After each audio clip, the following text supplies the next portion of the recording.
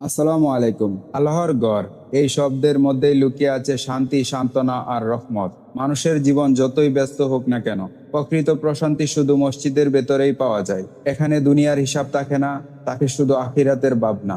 আজ আমরা যে মসজিদকে দেখছি, এটা হলো আমাদের এলাকার গর্ব, বাইতুল আমান জামে মসজিদ, হাজীপাড়া, দুর্গাপুর, আশুগঞ্জ, ব্রাহ্মণবাড়িয়া।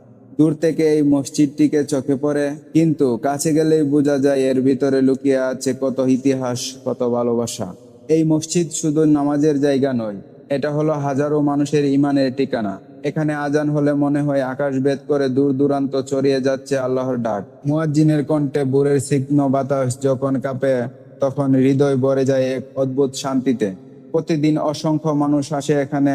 কেউ আসে চোখ ভিজিয়ে দোয়া করতে, কেউ আসে গুনাহ মাফের আশায়, আবার কেউ আসে শুধু একটু সেজদা দিয়ে হৃদয়ের ভার হালকা করতে।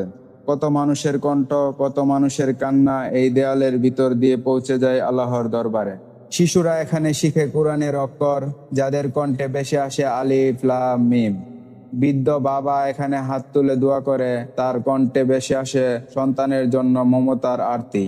যুবক এখানে দাঁড়িয়ে খুঁজে পায় ইমানের আলো, আর সমাজ একসাথে দাঁড়িয়ে খুঁজে পায় ঐক্যের শক্তি। ভাই বোনেরা, এই মসজিদ শুধু ইট পাথরের দেওয়াল নয়, এটা হলো বিশ্বাসের প্রতীক, ভালোবাসার প্রতীক। এখানে দুনিয়ার বড় ছোট সবাই সমান, কেউ ধনী কেউ গরিব, তফাৎ নেই কোনো।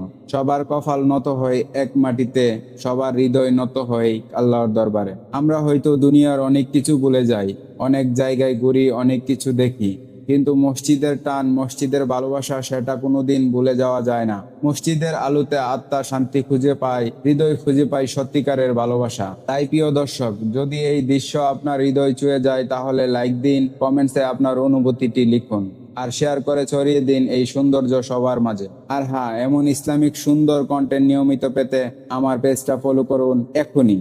কারণ মসজিদের সৌন্দর্য শুধু চোখে নয়, এটা হলো হৃদয়ের শান্তি, আত্মার প্রশান্তি আর আল্লাহর রহমতের প্রতীক। আল্লাহ আমাদের সবাইকে তার ঘরের সাথে জড়িয়ে রাখুন। আমিন। আল্লাহ হাফেজ।